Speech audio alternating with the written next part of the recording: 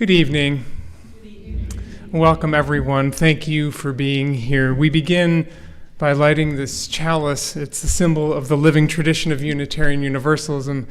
May the light remind us of the light inside every one of us, our hearts, our worth, our goodness.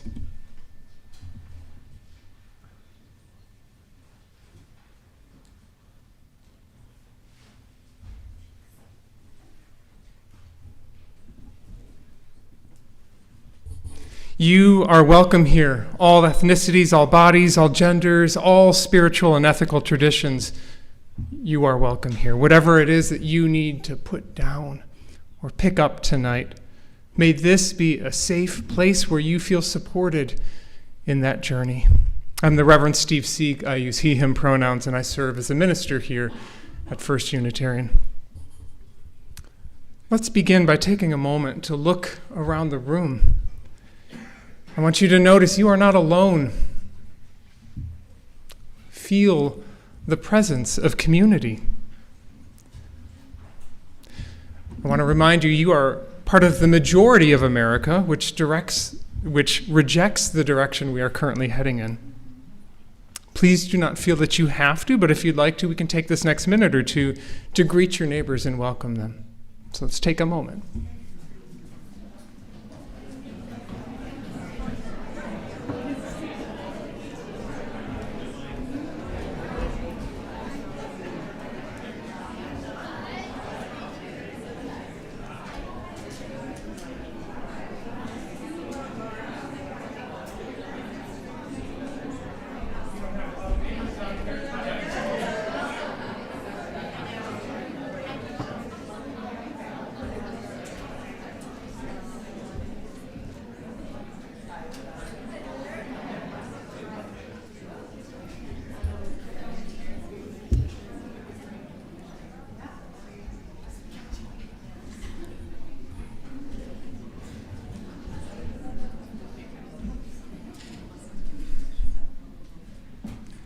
It is so good to be with you here tonight.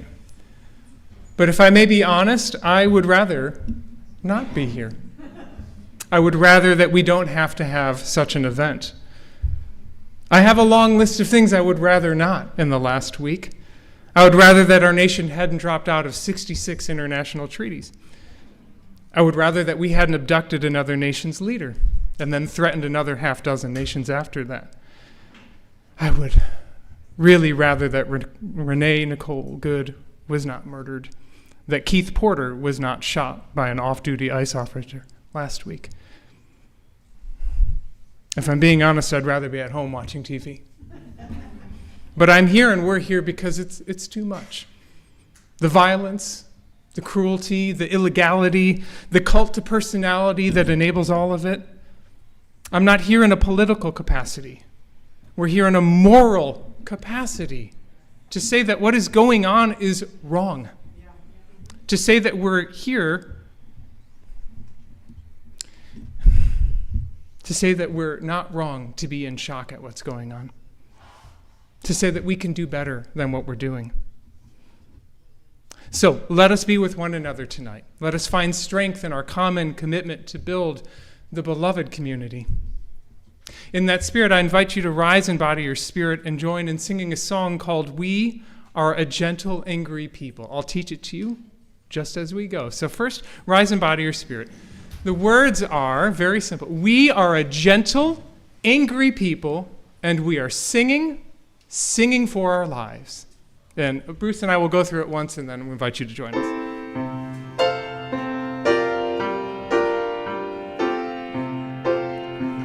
So it goes like this. We are a gentle, angry people, and we are singing for our lives. And then it repeats with a different ending. We are a gentle, angry people, and we are singing for our lives. Now you got it. We'll sing it all together. We We are a gentle, angry people, and we are singing for our lives. Same words. We are a gentle, angry people, and we are singing for our lives. We are a justice-seeking people. Will you sing that? We are a justice-seeking people, and we are singing for our lives. Justice-seeking.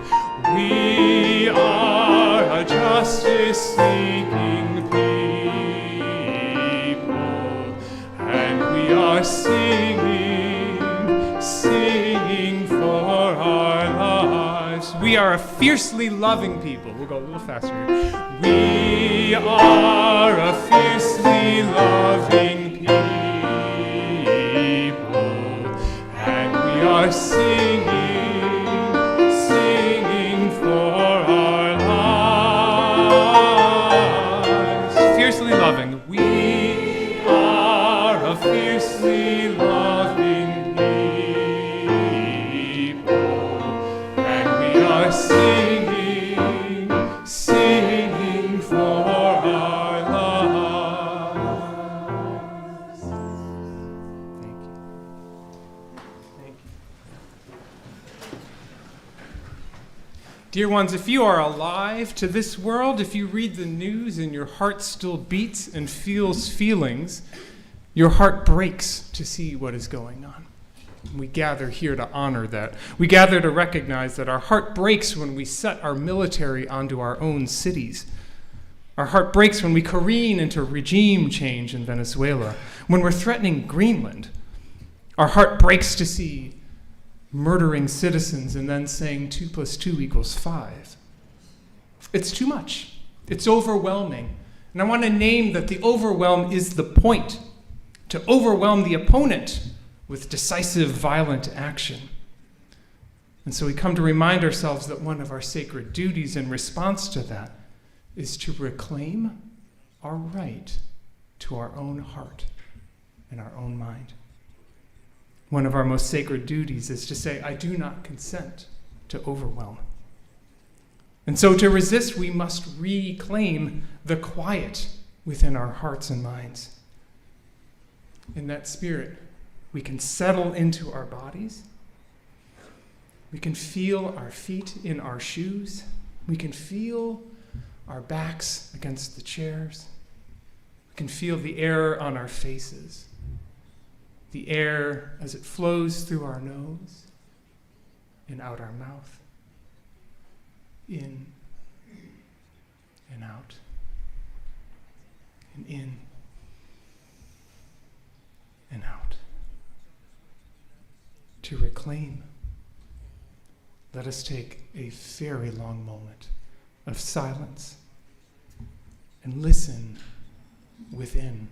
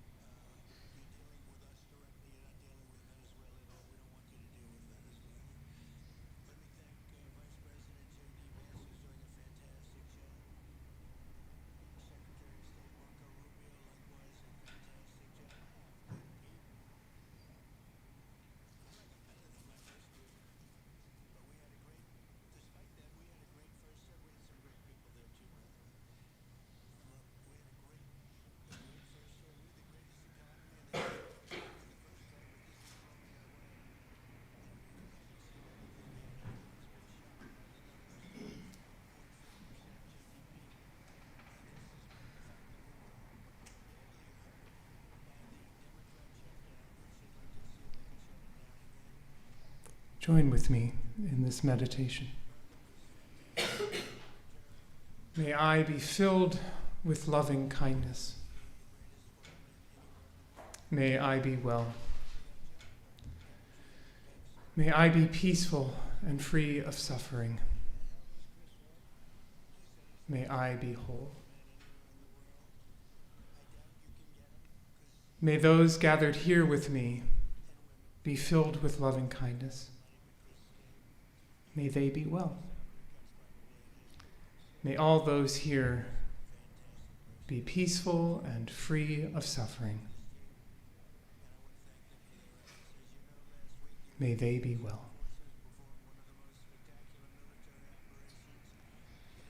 May all in Des Moines be filled with loving kindness. May they be well. May all in Des Moines be peaceful and free of suffering. May they be well. May all in America be filled with loving kindness. May they be well.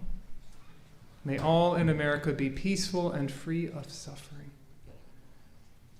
May they be whole. May all beings everywhere be filled with loving kindness. May all beings everywhere be well. May they be peaceful and free of suffering. May all beings everywhere be whole.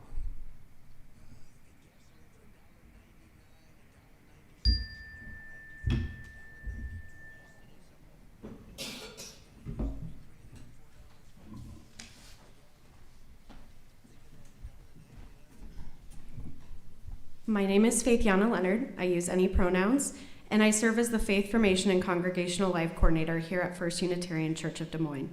And today I will be reading a poem, For Renee Nicole Good, by Amanda Gorman. They say she is no more, that her absence roars. Blood blown like a rose, iced wheels flinched and froze, now bare riot of candles, dark fury of flowers, pure hallowing of hymns. If for us she arose, somewhere in the pitch deep of our grief, crouches our power, the howl where we begin, straining upon the edge of the crooked crater of the worst of what we've been. Change is only possible, and all the greater, when the labor and bitter anger of our neighbors is moved by love and better angels of our nature.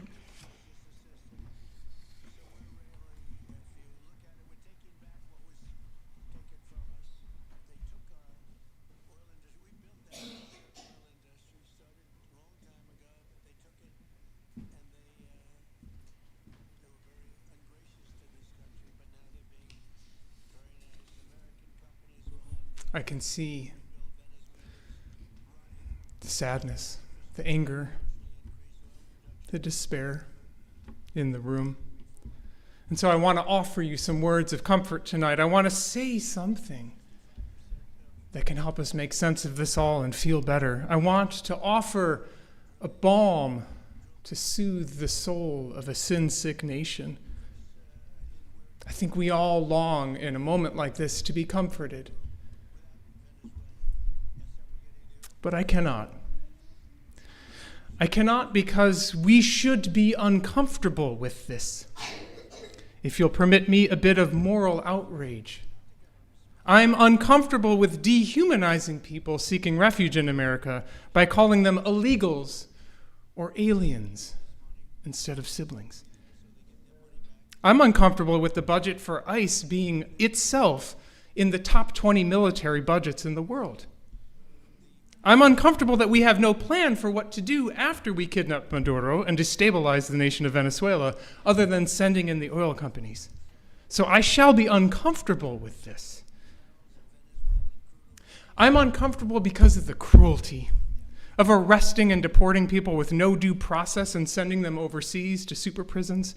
The cruelty of arresting moms when they drop off their kids at preschool, of harassing high schoolers, the cruelty of declaring that trans and intersex people don't exist, the cruelty of calling Somali Americans garbage over and over, and Haitians and Venezuelans and Mexicans, the cruelty of calling any woman who disagrees with you stupid or piggy, the cruelty of chronically committing fraud to everyone while suing anyone who doesn't walk lockstep with you. I'm uncomfortable with this cruelty, and I'm uncomfortable in a way that refuses comfort. And if I can be really honest, I'm uncomfortable with the spinelessness. I'm so tired of elected officials trying to bend over backwards to explain the complete reversal of their principles as we flail about from one cruel policy to the next. An official who says, I'm for an America First non-interventionist policy, unless he wants to start a war in Venezuela, then I'm for it. I'm for a smaller, fiscally responsible budget, unless he wants to put trillions into the military that we wouldn't need if we weren't in Venezuela. I'm really tired of the I'm Christian candidate who tolerates devilry, who abides arrogance and boasting and violence and rage and pettiness and lying and stealing in this idiot's guide to Nietzsche version of a will to power. I'm so tired of support given by so-called Christian legislators who must have read versions of the Bible that redacted the prophets and the Gospels. I'm uncomfortable in a way that cannot be comforted right now. And I'm so uncomfortable because here is a truth. We're better than this. We can be better than this as a human species. We've been down the road of violence and oppression and tyranny many times before. So when I hear Stephen Miller say, we're a superpower and we're going to act like a superpower, Stephen Miller, we've been down that road. When you say we live in a world that's governed by strength and force and power, we've tried that. We've tried that for millennia. We tried it with sticks and rocks. Then we tried it with swords and bows and arrows. We tried muskets and cannons and rifles and grenades and bombs and drones. We've done that. We've been down that road for thousands of years, and it only leads to one destination: death, suffering, grief, destruction, trauma. We can be better than this. And I hold on to this because we know this. We've done better than this. And our hearts break in an evening like this to see us go back to that road. All this progress we've made as a human species was simply people saying, let's do better than this. And then having the courage to side together and move us forward. More flourishing, less oppression. Let's move to representative government instead of despot kings, to emancipation instead of enslavement, to civil rights instead of Jim Crow, to gender equality instead of patriarchy, to queer liberation instead of homophobia, to environmental sustainability instead of degradation. It's not a complicated recipe. You take a base of a grounded moral commitment to love, to the flourishing of people, and you stir it until a critical mass of people moves us forward to democracy instead of fascism. We know where that road goes. We know we can do better than this. So we will not be comfortable with the present state of things. It is okay to claim a moral opposition. But we may be comforted by this, by our shared presence, our shared grief, our shared exasperation, our shared commitment to a better way. You are not alone in this. Thank you for being here tonight. Thank you for showing up. Thank you for your work to build the beloved community. We can do better, and we will.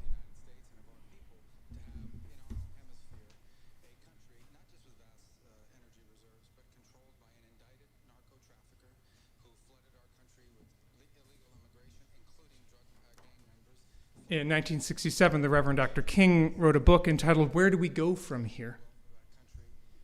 And he wrote this: equally applicable 59 years later. The ultimate weakness of violence is that it is a descending spiral, begetting the very thing it seeks to destroy. Instead of diminishing evil, violence multiplies it. Through violence, you may murder the liar, but you cannot murder the lie nor establish the truth. Through violence, you may murder the hater, but you do not murder hate. In fact, violence merely increases hate. And so it goes. Returning violence for violence multiplies violence, adding deeper darkness to a night already devoid of stars. Darkness cannot drive out darkness. Only light can do that. Hate cannot drive out hate. Only love can do that. So we gather tonight, and I invite you into a ritual to embody what that might mean. To come forward, starting in the back, and we'll go from the back moving this way. Side rows and in, and light a light. Make it be a symbol of the worth and compassion and love in your heart. Let us see how much light we can make tonight. And then we return to our seats through the center aisle. If you need assistance, please let us know, and an usher will bring your light for you. So we're going to start from there, side aisles to here. Come.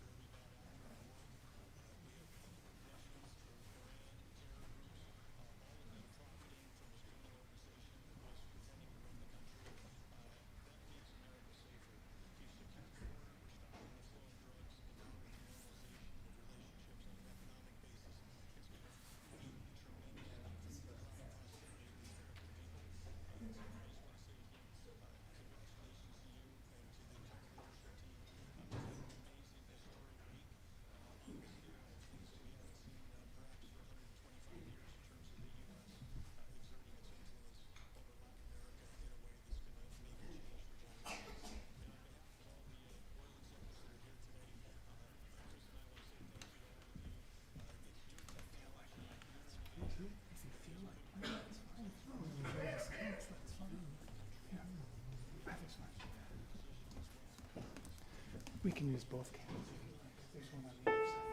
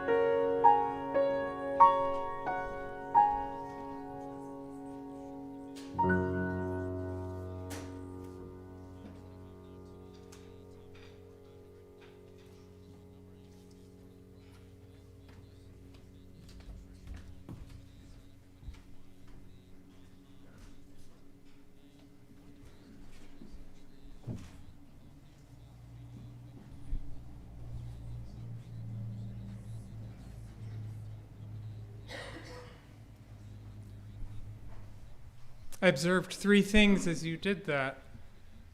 One, you shared your light with the world. Two, our collective light grew stronger. And three, you passed your light to someone else. So where do we go from here, knowing that we can do better than this? The work for equality and compassion in the world is an ecosystem. It's not a flip that is switched. If we are all committed to a world of more flourishing, more peace, more justice, more compassion, then we're going to need different kinds of work in the world, different roles. We'll need healers and disruptors, storytellers and builders, frontline responders and caregivers. So I invite you to think for a moment, what is a role that you can fulfill in the next few weeks that will help us move toward a better way of being? Are you the person that calls your representatives and asks them to defend the U.S. Constitution? Are you a person who funds organizations doing the work? Are you baking the cookies? Are you leading the protests? Everyone has a light to share in our present darkness. And so I invite you to take a moment to commit to a way that you might share your light.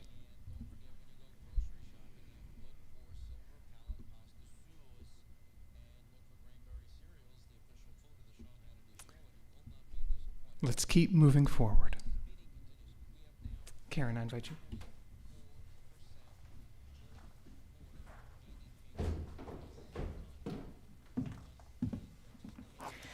Hi, I'm Karen Kramer, she, her, and I'm the choir director here at First Unitarian Church. We're so glad to have you here tonight. And singing is good for the soul. So I invite you to stand up and join me in singing the song We're going to Keep on Moving Forward. It's a relatively easy song. It basically repeats the same line 3 times, then ends with never turning back, never turning back. I'll sing it through once, and then I'd like you to join me, and we'll all sing it together. We're going to keep on moving forward, keep on moving forward, keep on moving forward, never turning back, never turning back.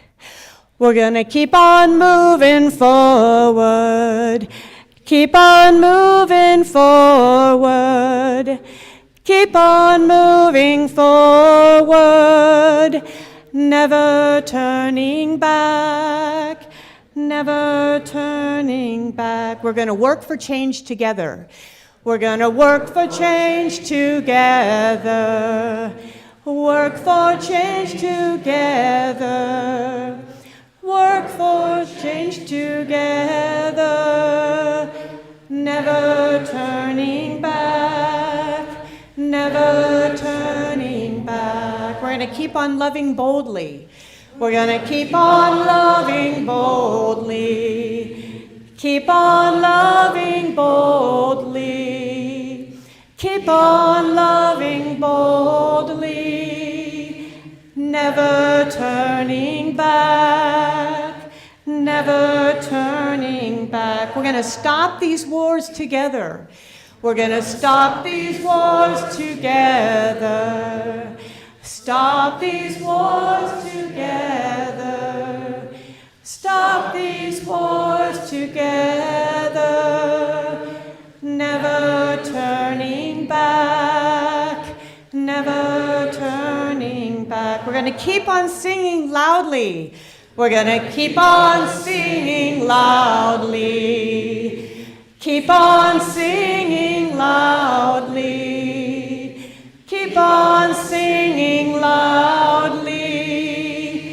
Never turning back, never turning back. We're going to keep on moving forward. We're going to keep on moving forward. Keep on moving forward. Keep on moving forward. Never turning back, never turning back.